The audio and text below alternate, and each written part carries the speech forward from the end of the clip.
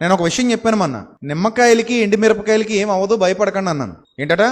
నిమ్మకాయలకి ఎండుమిరపకాయలకి ఒకవేళ కట్టినా ముట్టుకున్నా నీకేమి అవ్వదు, వాటికి భయపడకు అని చెప్పాను నేను. కానీ కొందరు చూసారండి ఏం చెప్తున్నాడో, అలా ముట్టుకుంటే ఏమవుద్ది అనుకుంటున్నారండి. ఏమవుద్ది చెప్పి ఏమవుద్ది? అమ్మో కొన్ని శక్తులు వచ్చేస్తాయండి లోపలికి. ఏ శక్తులు? నిమ్మకాయలోంచా? ఇటు ఎండుమిరపకాయలోంచే శక్తులు.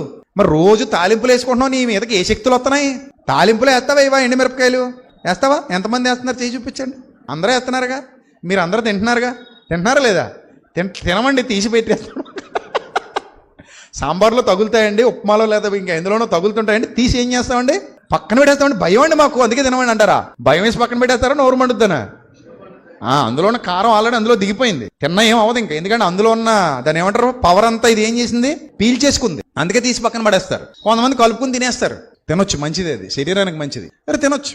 సరే, ఇప్పుడు మరి రోజు మీరు తినే పచ్చిమిరపకాయ, ఎండుమిరపకాయ, రోజు మీరు పిండుకుని తినే నిమ్మకాయ, అందులోకి శక్తులు వచ్చేస్తున్నాయని మీ గుడ్డి నమ్మకమా, అది మంచి నమ్మకమా? చెప్పాలమ్మా. మనకి గుడ్డి నమ్మకం. నమ్మేవాడు నిన్ను తిడతాడు, నన్ను తిడతాడు. నోర్మోయ్ మాకు తెలుసు దాని గురించి అంటాడు. ఏంటట? మాకు తెలుసు. ఆ నమ్మకంలో ఉన్నాడు, ఏం చేస్తాం? ఇంకా అతను అంతే, చచ్చేదాకా అలాగే ఉంటాడు. మొన్న ఎవరో అంటున్నాడు, నీకు తెలియదండి చేతబడి నోటు ఉంది. ఏ బడిది? చేతబడా? ఎక్కడా బడి? మాకు చెప్తే మేము జాయిన్ అవుతాం కదా ఆ బడిలో. ఉందట ఒకటి.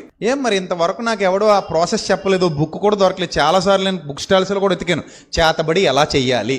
నిజమండి, చేతబడి చేయటం ఎలా, వాట్ ఈస్ ద ప్రాసెస్, ఏంటి థియరీ ఏంటి, నేర్చుకుందాం అని పుస్తకాలు మణికంఠ బుక్ స్టాల్లో కూడా ఎతికాను. మన రాజమండ్రిలో ఎక్కడ బుక్స్ లేవు. ఒకవేళ ఎవడైనా బుక్ రాసినా ఆ థియరీ తప్పని చెప్పి నిరూపిస్తాను నేను. గాలి మాటలు చెప్పకూడదు. ఏదైనా థియరీ ఉందంటే దానికి ప్రూఫ్ ఉంటుంది. ఆ ప్రూఫ్ ప్రకారం అది నిజ నిర్ధారణ జరగాలి. 15 సంవత్సరాల నుంచి పిలుస్తున్నాను, ఈ చేతబడి చేసేవాళ్ళు ఎవరైనా ఉన్నారేమో, చెయ్యండి రా బాబు నాకని. ఇప్పుడు దాకా వచ్చినోడు లేడు, చేసినోడు లేడు. పోనీ ఎవడైనా మహా గొప్ప వైద్యుడు, భూత వైద్యుడు ఉన్నాడంటే పోనీ వెళ్దాం పదండి. ఎంటుకలు కావాలంటే గుండు చేయించుకుని మరి ఇచ్చేస్తాను మొత్తం.